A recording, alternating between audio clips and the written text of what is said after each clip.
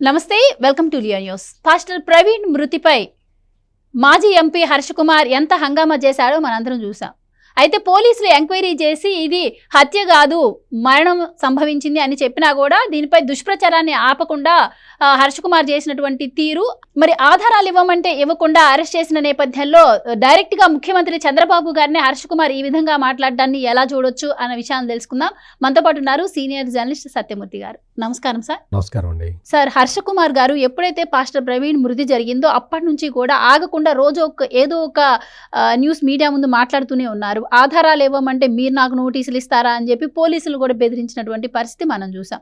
ఎట్టకేలకు ఇది మృతి, ఎవరు హత్య చేయలేదు, ఆయనే యాక్సిడెంట్ వల్ల చనిపోయాడు అని చెప్పి పోలీసులు క్లియర్గా చెప్పినా కూడా దీనిపై మళ్ళీ మేము పోస్ట్ మార్టం రిపోర్టుపై మాకు అనుమానం ఉంది అని చెప్పి ఏవేవో మాట్లాడారు. సో దీనిపై మాట్లాడితే మేము అరెస్టులు చేస్తాము అని చెప్పి కూడా పోలీసులు ముందుగానే చెప్పారు. సో ఆ నేపథ్యంలోనే ఆయన అరెస్ట్ చేయడం జరిగింది. కానీ పోలీసులు అరెస్ట్ చేసిన దానికి ముఖ్యమంత్రి చంద్రబాబు గారికి ఎలాంటి సంబంధం ఉంది? ఆయన డైరెక్ట్గా ముఖ్యమంత్రి చంద్రబాబు గారిని ఉద్దేశించి అంత నీచంగా మాట్లాడడాన్ని ఎలా చూడొచ్చు? అంత పెద్ద నాయకుడేంటి, ఆయన నోటి నుంచి అలాంటి మాటలేంటి? మీ విశ్లేషణ ఏంటి సార్ దీనిపైన? ఇక్కడ జీవి హర్ష కుమారు అంతకుముందు జగన్మోహన్ రెడ్డి ముఖ్యమంత్రి అయినప్పుడు కచ్చలూరు బోటు ప్రమాదం జరిగింది.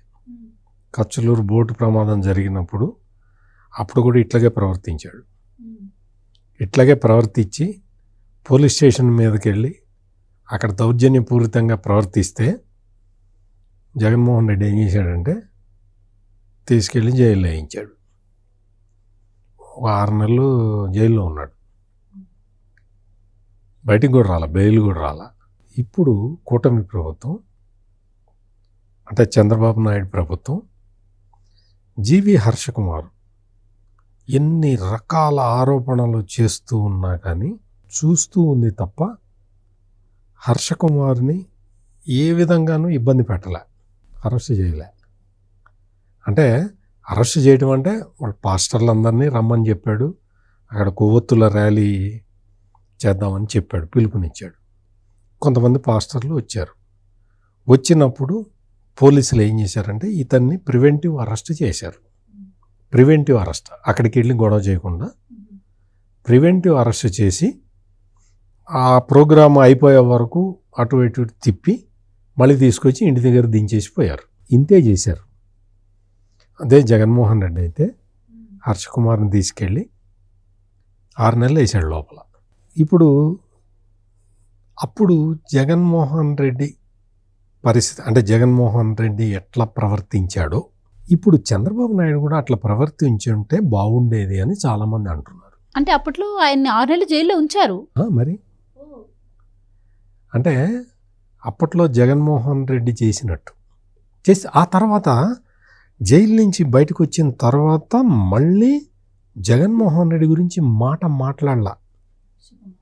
హర్ష కుమార్ ఒక్క మాట కూడా మాట్లాడలా. జగన్మోహన్ రెడ్డి అంటే భయపడిపోయాడు. మళ్ళీ మాట్లాడితే మళ్ళీ జైల్లో వేస్తాడేమోనని చెప్పి గస వణికిపోయాడు హర్ష కుమార్. ఆ తర్వాత జగన్మోహన్ రెడ్డి అధికారంలో ఉన్నంత కాలం నోరు తెరవల.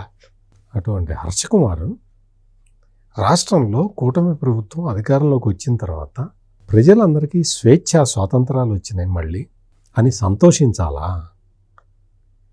లేదు, ప్రివెంటివ్ అరెస్ట్ చేస్తే చంద్రబాబు నాయుడిని అంత నీచంగా తిట్టడం కరెక్టేనా?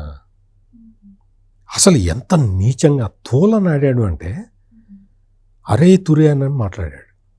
ఇది ఆ మాటలు మనం రిపీట్ చేయటం అవన్నీ అనవసరం, చాలా చండాలం. చంద్రబాబు నాయుడిని పట్టుకొని నువ్వు చంద్రబాబు నాయుడినే కాదు లోకేష్ని కూడా పట్టుకొని ఈ జీవి హర్ష కుమార్ మాట్లాడిన మాటలు చూస్తే నిజంగా తీసుకెళ్ళి ఒక 6 నెలలు వేస్తే ఇంకా మళ్ళీ కూటమి ప్రభుత్వం గురించి మాట్లాడకుండా ఉంటాడు అనాలని అనిపిస్తుంది నాకు కూడా, నాలాంటి వాడికి కూడా. అంటే నాకు జర్నలిస్ట్ని కదా, నాకు ఏ పార్టీతో సంబంధం ఉండదు కదా, నాకు కూడా అట్లా అనిపిస్తున్నది. తీసుకెళ్ళి ఒక 6 నెలలు వేస్తే మళ్ళీ ఇంకా మాట్లాడు, ఇంకా 4 ఏళ్ళు మళ్ళీ మాట్లాడు హర్ష కుమార్ అనిపిస్తూ ఉన్నది. అంటే ఇక్కడ పాస్టర్ ప్రవీణ్ మరణం గురించి పోలీసులు ఎంత శ్రమ పడ్డారో అన్ని వీడియో ఫుటేజీలు, అంటే అన్ని సీసీటీవీ ఫుటేజీలు చూడటానికి ఎంతమంది పోలీసులు రాత్రింబగళ్ళు పనిచేసి ఉంటారు. పాస్టర్ ప్రవీణ్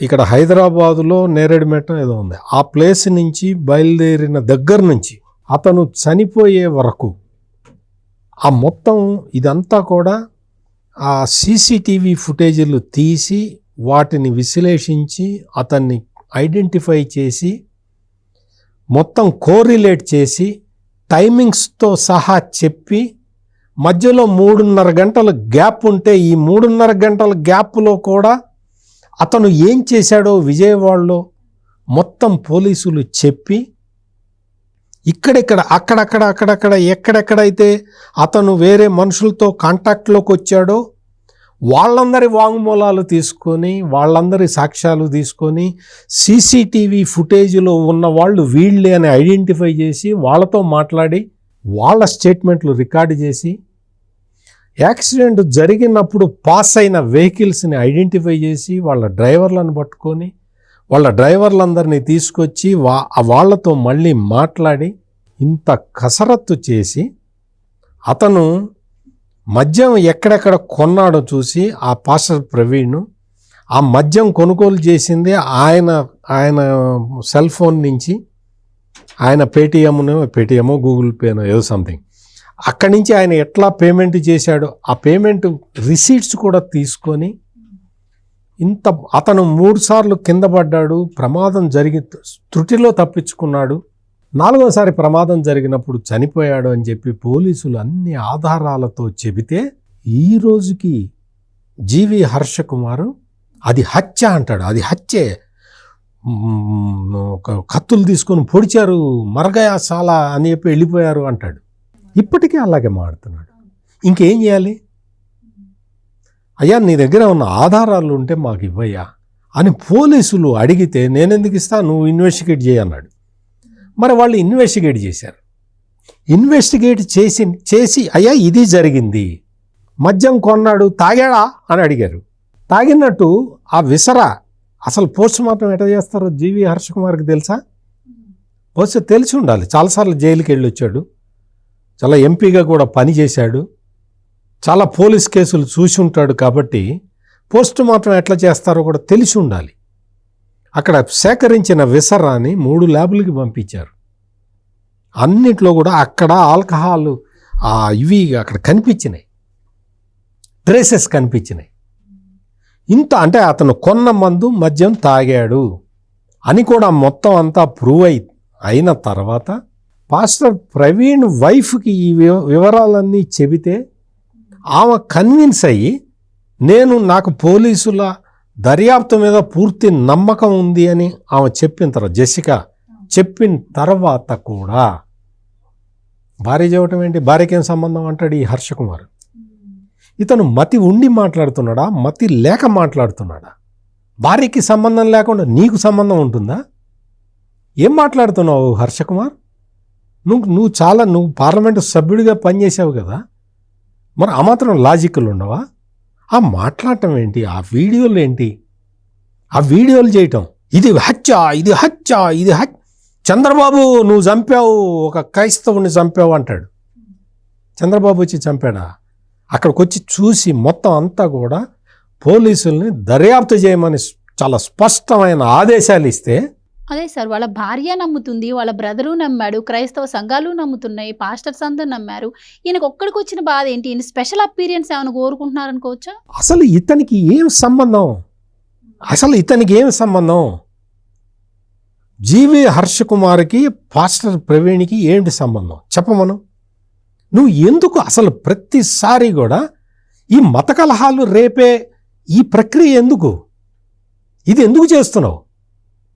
పాస్టర్లకి గుడ్ ఫ్రైడే సందర్భంగా చంద్రబాబు నాయుడు ఆ శాలరీ పాత వేజెస్ మొత్తం అంతా కలిపి జ్యూస్తో సహా బకాయిలతో సహా వాళ్ళకేదో డబ్బులు వేసాడు. దానిపైన కూడా కమెంట్స్ చేస్తున్నారేనా? వేస్తే నీకేంటి నష్టం? పాస్టర్లకి డబ్బులు వేసి నోరు మూయిస్తావా అంటాడు. పాస్టర్లకి డబ్బులు వేసి నోరు, పాస్టర్లది అది ఎప్పటి జీవో? అది ఆ జీవో ప్రకారం దానికి డబ్బులు తీసుకెళ్ళి వాళ్ళకి ఇస్తే పాస్టర్లు అంటే డబ్బులు తీసుకొని నోరు మూస్తారా అంటాడు. అన్నారా ఎవరన్నా?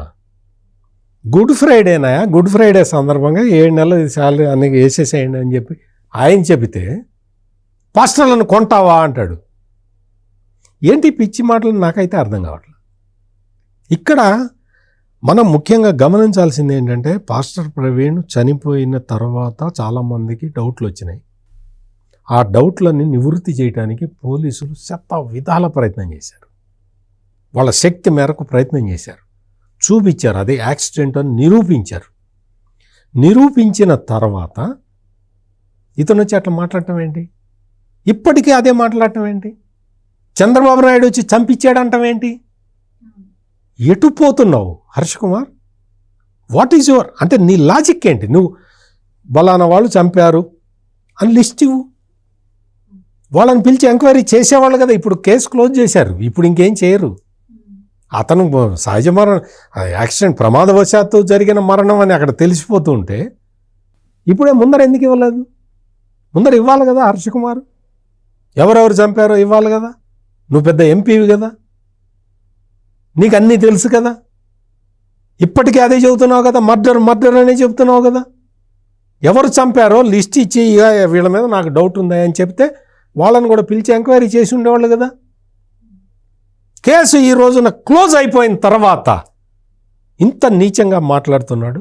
అందుకనే జగన్మోహన్ రెడ్డి ముఖ్యమంత్రి కాగానే ఈయన ప్రభుత్వాన్ని విమర్శిస్తే జగన్మోహన్ రెడ్డి ఎటువంటి ట్రీట్మెంట్ ఇచ్చాడో అటువంటి ట్రీట్మెంట్ ఇవ్వలేకపోవటం వల్ల చంద్రబాబు అసమర్థుడు అనుకుంటున్నాడా? అట్లాగే అనుకోవాల్సి వస్తుంది. తప్పు హర్ష కుమార్. నీకు ఒక ఎంపీగా గెలిపించిన ప్రజలకి నువ్వు బాధ్యత వహించాలి. నువ్వు బాధ్యత గల నాయకుడిలాగా ప్రవర్తించాలి. అంతేగాని నా ఇష్టం వచ్చినట్టు మాట్లాడతా, నేను సీఎం చంద్రబాబుని తిడతా, ఆయన కుమారుడు మంత్రి లోకేష్ని తిడతా అంటే చాలా కష్టం అవుతుంది. ఇప్పటికీ ముఖ్యమంత్రి కానీ ఎడ్యుకేషన్ మినిస్టర్ కానీ వద్దు ఆయన మీద ఏం యాక్షన్ తీసుకోవద్దని చెప్తున్నారు. అంటే ఇంత ఇదిగా సభ్య సమాజంలో మనం ఎట్లా మాట్లాడాలి అనేది కూడా మనం తెలుసుకోవాలి. అంతేగాని మనకి ఏజ్ వచ్చినంత మాత్రాన మన ఇష్టం వచ్చిందని మాట్లాడతానంటే కుదరదు. Right sir, thank you so much అండి. నమస్కారం.